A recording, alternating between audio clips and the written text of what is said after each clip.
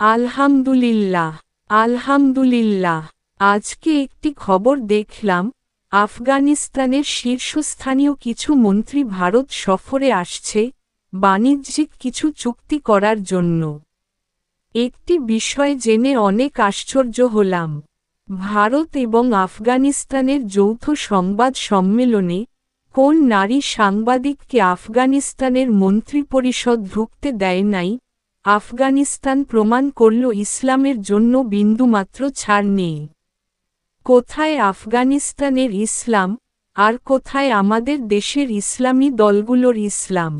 আমাদের দেশের রাজনৈতিক ইসলামিক দলগুলো শুধু ইসলামটারে বিক্রি করে খায়, সুদের ব্যবসা করে খায়। পর্দা তো তারা নিজেও করে না, অন্যদেরকে করতে উৎসাহিত করে না।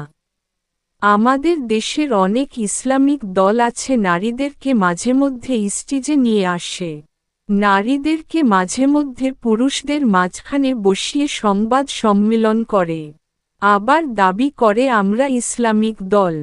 আমাদের দেশের ইসলামিক রাজনৈতিক দলগুলোর দরকার আফগানিস্তানের থেকে কিছু শিক্ষা গ্রহণ করা। আল্লাহর আদেশ এবং নবী সাল্লাল্লাহু আলাইহি ওয়াসাল্লামের সুন্নতের উপর অটুট থাকলে ইনশাআল্লাহ ইসলাম একদিন না একদিন এদেশে কায়েম হবেই। আল্লাহর আদেশ অমান্য করে এবং রাসূলুল্লাহ সাল্লাল্লাহু আলাইহি ওয়াসাল্লামের সুন্নতকে অবজ্ঞা করে কোনোদিন এদেশে ইসলাম কায়েম হবে না।